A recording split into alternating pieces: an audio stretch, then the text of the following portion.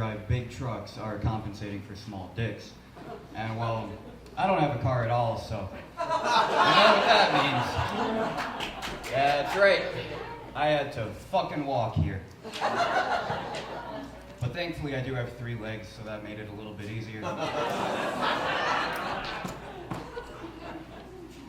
Another fun fact about me, I was born with a vision disability. It causes my eyes to wiggle back and forth, and I see about half as well as normal people. But the important part is the wiggling, because when I was a kid, I had to go to a weekly support group for this condition, and they called it Wobbly Wednesday, which I thought was kind of an offensive use of alliteration, you know? Like, imagine creating a support group for dementia patients and calling it Forgetful Friday, you know?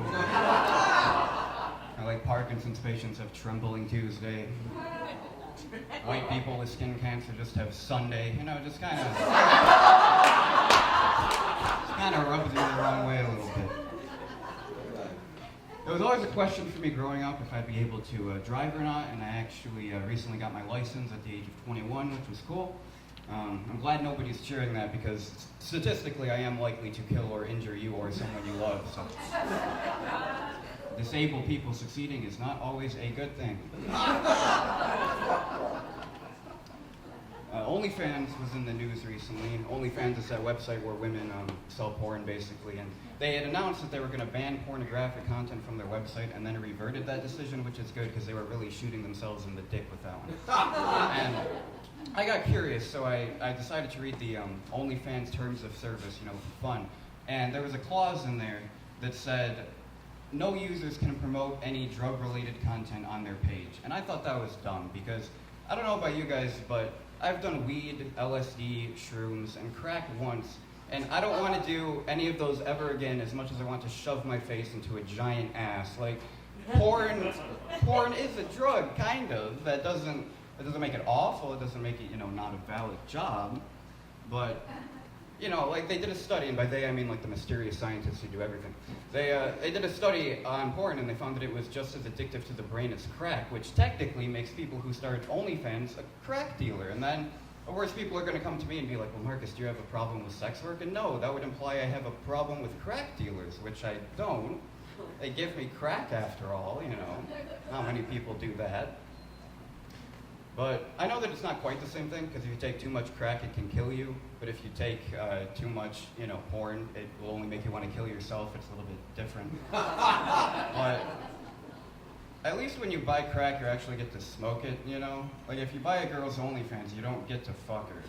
Like, imagine giving your crack dealer $200 just for him to be like, look, crack. Oh, yeah. If you subscribe to my trap house for $9.99 a month, I'll send you private videos of me and my friends smoking it. Oh, just so you can wish you were here. I graduated college recently, surprisingly. Grand Valley State University, it now has 6 black people instead of 7. Very unfortunate. We lost a token, it's unfortunate. I went to therapy while I was at college because my brain is an asshole, and there's actually a rule on most college campuses that says that if your professor comes 15 minutes late to class, you're legally allowed to leave. What I didn't know is that if your therapist comes 15 minutes late to the session, you're legally allowed to kill yourself, so that's nice. But, okay, look, let me explain something, okay? I went to therapy, and I've had those thoughts, so I can make that joke. It's like the N-word, you know? You get a pass. Anyway. Like me, I do get a pass, as you'll find out later. I never went to anything like Greek life related, you know. I thought that was silly. There's a lot of white women I know in general, but that's not the point. There's a lot of white women I know on social media who will post things like, you know, BLM, ACAB, Down with the Patriarchy, all white men suck, and that's great and all. Especially Jeff, he sucks. Anyway. They would post this stuff, but then you looked at their dating history, and they only dated, like, fraternity white guys who loved Donald Trump. And I'm not saying that you can't separate your politics from who you're, like, attracted to, but, like, BLM in the streets, KKK in the sheets, like, take a side. I never joined a frat. I did want to start one, though. There was already a frat at my college called Iota Kappa, and I wanted to start a black chapter called Iota Kappa, nigga.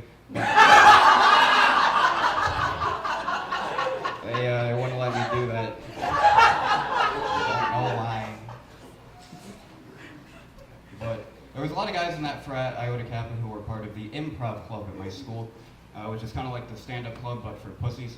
And at the improv club, they had this thing they do where they would shout out a safe word anytime you said a joke that was too offensive. And that safe word was banana. So if you made like a rape joke or a suicide joke, instead of like saying, hey man, don't joke about that or something like that, they would shout out banana because college kids can't handle real confrontation. And one day we were all doing like a free-form sketch kind of thing where you could just join in the scene whenever you really wanted to. And I decided to show up and fuck with them a little bit. So I was like, I wonder what my uncle shoved up my ass when I was a kid. And the president quickly informed me that it was in fact a banana. Not quite what I was expecting. But I'll take what I can get. I guess a white shit. Alright, one more. This is Grand Rapids. You guys will love religious jokes. So I was, believe it or not, I was raised Catholic despite being black, and it worked for about 8.5 years. But I abandoned the religion in just one day. I was about 8.5. I was in my room learning how to masturbate. And my dad walked in and he was like, Marcus, stop playing with your dick. That's Father Albert's job. And I was like, okay.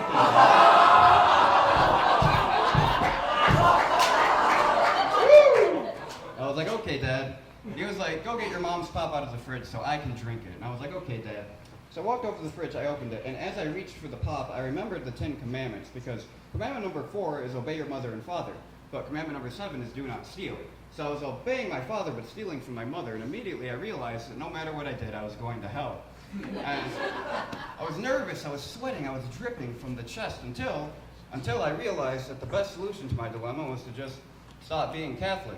And then I drank the pop. And the pop was actually straight vodka, so I can't win them all.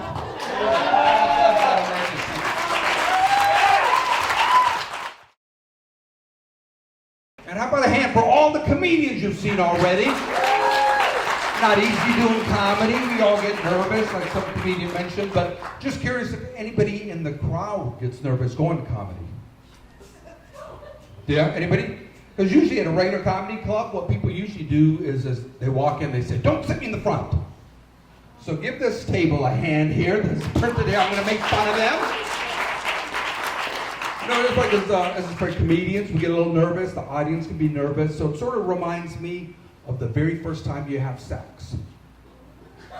Okay, so that's so weird. Let me explain. See, I'm originally from Pakistan. Now give me that warm response here. But if you know that culture, sexually they're very suppressed. It's taboo to talk about sex.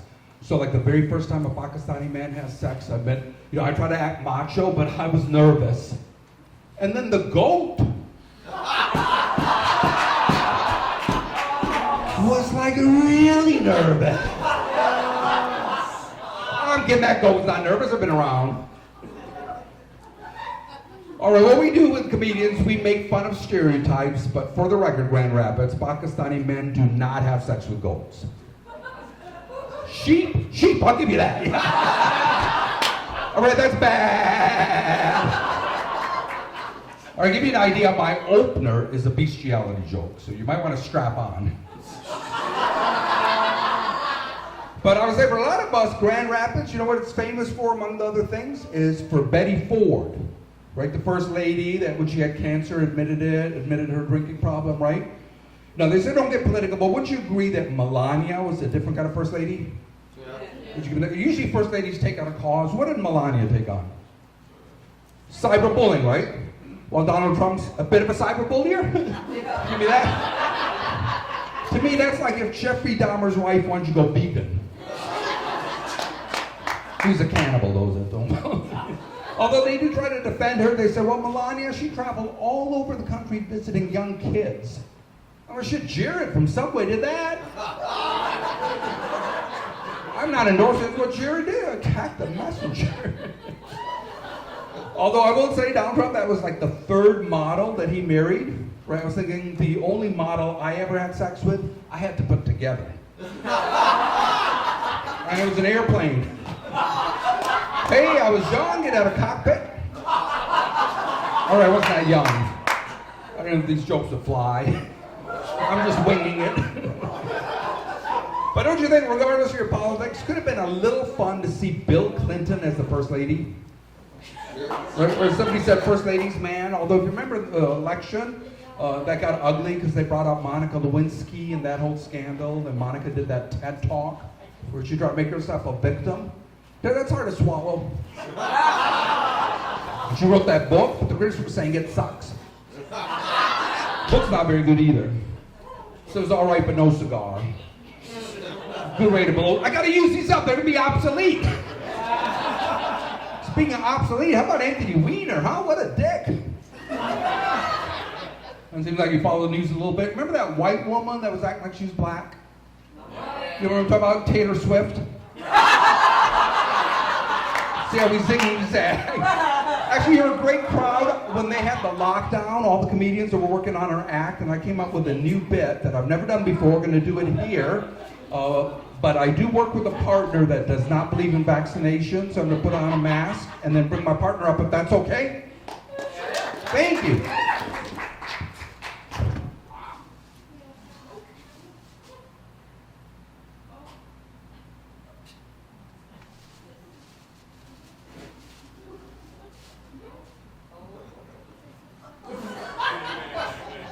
Please give it up for Otto the Ostrich. And give it up for Coram. He's trying his hand at ventriloquism. Admit it, you cannot see his lips move. So how are you, Otto? Oh, I'm just glad I'm not working for Helen DeGeneres. I'm like, really? Yeah, she was mean to her staff. Oh, I remember reading about that. But I talked to the current staff. She's on a new medication for depressed lesbians. Really? Yes. It's called Try Cox Again. It's called Try Cox Again. They're not all going to be gems here, people. They're not going to be all gems. Actually, that's what I like to play around with, because this is true. Most of the comedians know this. Brian knows this. Before I did comedy for 25 years, I was an Ann Arbor police officer. Thank you. Yeah. True thing. Yeah, thank you. And I mentioned I'm from Pakistan, so whatever you think of my act, chances are I gotta be the only Pakistani police officer doing stand-up comedy in a Polish banquet in Grand Rapids, Michigan. That ain't all right. Who looks like Johnny Mathis? I was hoping some people would know John, because young people have to Google him.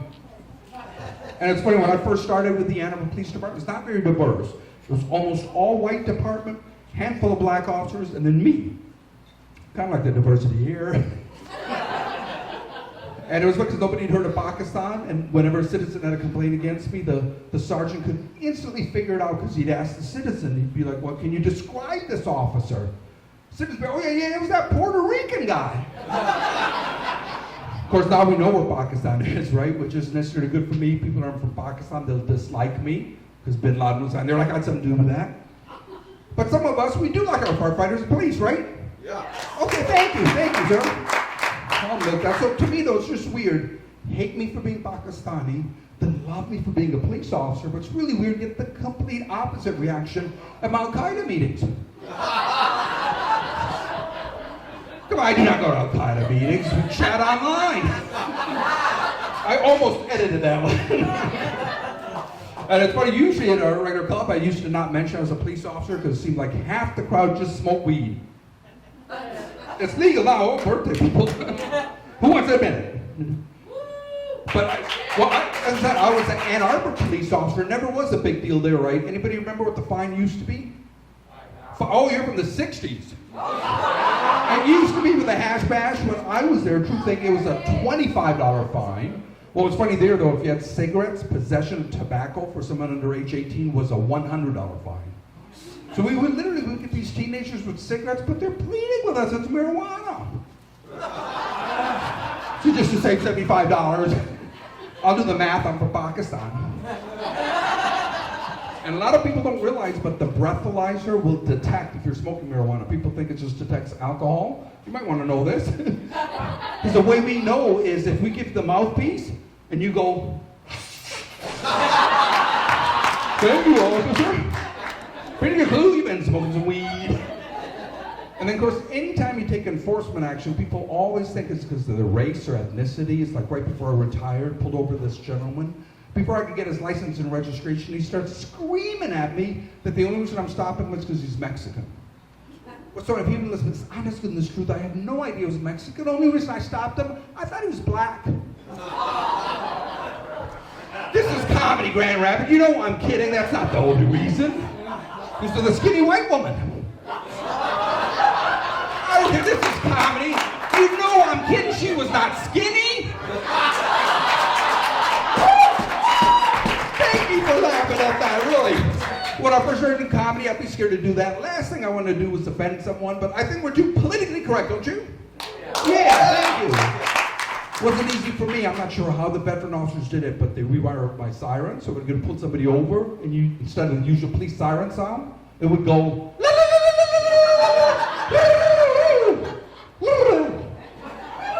Took me 2 weeks to learn to do that. Think it comes natural? It does not. I had to go to Dearborn. Some of you've been to Dearborn, huh? I'll be honest, when I see an attractive woman, like many of the women here, I'll use the stereotypes in my favor. Tell them I'm a doctor. Although that's weird, you have the stereotype where professionals, doctors, then you have the opposite, they were terrorists. So what I do, I combine the two. Tell them I'm a proctologist. Certain age, those are the terrorists of the medical profession. See, what else is there? So one thing is, if we pull somebody over, they give us any kind of lip or attitude, we'll give them 2 tickets to a Lions game. Actually, do you see the Pistons at the #1 draft? Looking pretty. Any Pistons fans? Yeah. Okay, I'm a big Pistons fan, but I think the reason I like them so much is because the first woman I ever had sex with looked exactly like Ben Wallace. Built like Ben Wallace. Let's see what else. Seems like you know a little bit about Ann Arbor. Ever heard of the Nude Run or Naked Mile? Would you run it? For those who don't know, it's a true thing. On the last day classes, the U of M senior students run naked through campus. I was policing it a few years ago. We had 2 elderly ladies ended up in the area by mistake, and a group of frat boys ran by totally nude. One lady, she had a stroke. The other one, she kept her hands to herself. Might have to explain that to the Grand Valley students. All right, I'm going to get out of here, but it is funny, or on my variation of an old street joke, because probably the funnest thing I did as a police officer is when we did arrest prostitutes, because you got to flirt with them. But I remember there was one, she had a really, really short mini skirt on, and she was wearing crotchless panties. She came up and she's like, "Hey, officer, you want some of this?" Of course, I was a professional. I said, "No, I do not." She got offended. She's like, "Why, are you gay or something?" I said, "No, I just don't want any of that. I mean, look what it did to your panties." Besides, I could see her balls. I think her name was Caitlin. It's comedy. I'm kidding. I banged her. Thank you very much. People do ask if I was really a police officer. If I wasn't a police officer, would I have to eat? Woo!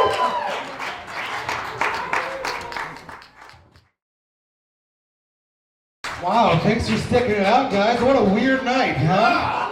Holy cow. I saw someone in the back drinking Pedialyte, also smoking weed under a mask, so this is a great room. She looks about 65. Ma'am, I'm sorry to call you up. You know exactly who you are in the back smoking weed under your mask. Anyways, how are you guys? Do you guys change anything big, like during the pandemic? This is new. Right? Started shaving when the barber's kind of like, this is the improvement, so I kept it, right? We're all dealing with it, but I'm gonna miss one thing. Just randomly stopping to get a horrible haircut. Anybody just stop at like a house business? They don't even have any words on the outside, it's just like the scissors logo and the number 7. I walked in one in Chicago, and the lady must have known I didn't speak any English, and I knew, or any Spanish. I knew she didn't speak any English, but she caught me at the door. Right, I walked in, I was like, oh shit, this is a bad idea. She grabs me by and she pulls me, ushers me to a chair, she sits me down, no words spoken, picks up clippers, and goes, eh? Huh? So then she puts those down, does this little ditty, and I was like, yeah, And then she just proceeded to give me the haircut she assumes all white people get. Top 3 haircuts I've ever had in my entire life. I'm gonna miss that. Do you guys, when you make a mistake, do you feel like it snowballs into a bunch of other mistakes? And then it also snowballs into you having to sneak on a Greyhound bus? Anybody else? When I fuck up big, all right? Here's what happened. I'm living in New York, and I'm in the middle of a lawsuit in Boston, already hilarious. And I spent all of my money getting back and forth, because it's not like they pay you in one day, right? So, like, I'm in a situation, like, I spent all of my money I had getting back and forth just to talk to lawyers and the mediation process. I had ridden Amtrak so much they gave me a free ride voucher, and I'm counting on it, right? So the last day, I'm up there, I'm signing paperwork to keep my mouth shut, not going well at all. I go over to the bus station or the train station, I'm like, 1 free ride, please. And she's like, it's a blackout day. And I'm like, please? And she's like, you need to leave. And I was like, okay, all right, well, this is bad. I had $17 to my name. I was like, well, fuck it, let's try the bus. Maybe I could try the Chinese line that doesn't have insurance and drops you off near New York, right? I was like, ma'am, does $17 get me anywhere? And she's like, fuck you in Mandarin, I think. I don't even know. She was just really angry. I was like, all right, this is bad, right? I'm texting everybody I know. No one responds. I'm sitting in the train station, the bus station area. I'm freaking out, right? I'm like, where do homeless people get markers? Because I need to make a sign. Shit's getting weird. Or maybe I'll sneak on it. And as soon as I thought that, the ticketing agent leaves her post, and that gay Bon Jovi starts playing in my head.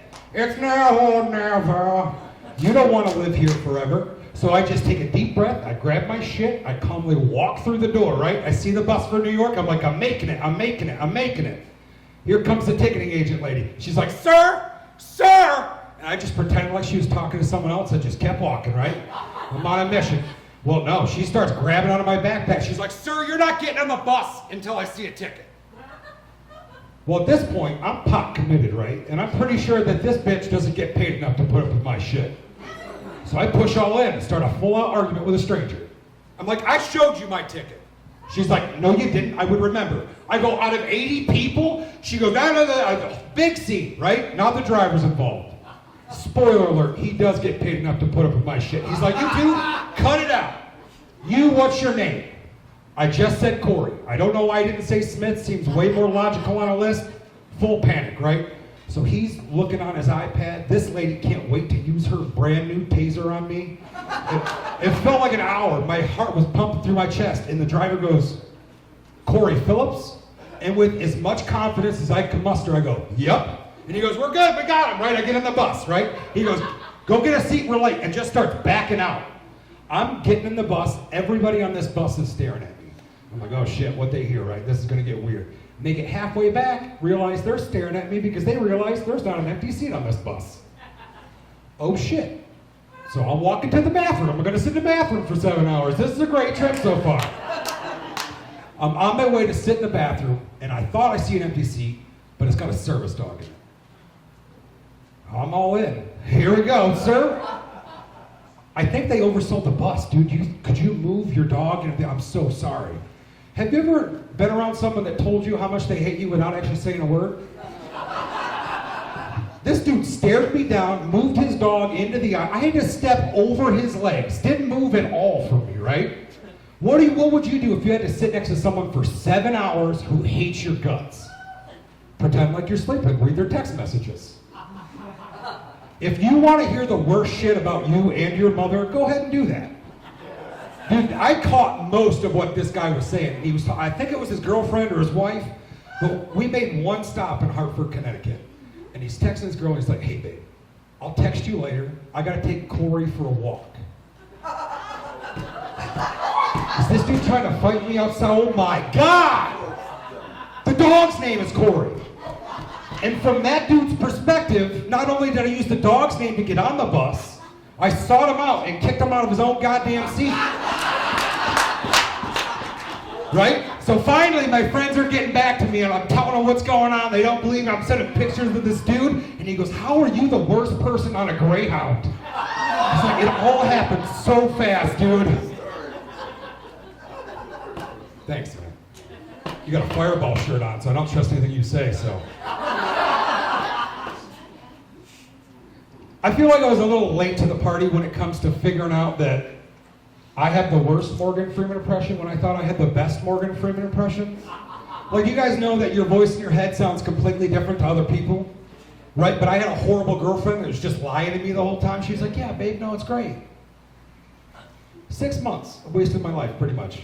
You guys want to hear this horrible Morgan Freeman impression? Yes. I'll do it, and I swear to God, I'm actually trying.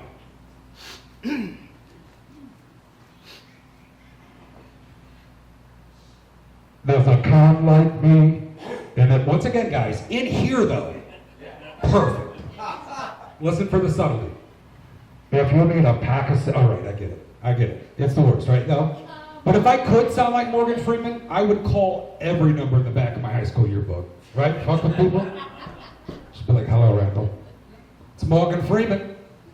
I know you pissed your pants in the 3rd grade, and I'm telling everybody, and then just hang the phone up on them. Prank calls were great until star 69. Now you get caught. They're still just as fun, but now you got explanations, right? As a kid, I got grounded for a whole year for prank calls. My cousin and I would sneak over to my grandma's house and just use her phone, prank call random phone numbers from the phone book. You know, just the classics, like, is your fridge running? Good, because we kidnapped your wife. Something simple. But when star 69 came about, I've sounded like this since I could talk, right? Since I was 2, I've sounded like this. So we turned the call back into a prank too, right? So my cousin would call, the guy would get super mad, he would call us back. And I would pretend to be the head of the household. And I'd be like, hello? And he would tell me how horrible my children are, right? And I'd be like, you know what? You're absolutely right. Hang on 1 second. Get over here! And I would pretend to beat the shit out of my son while I made this guy listen. And that was fun until the cop showed up, so a year seems reasonable. You guys were fun. Thank you.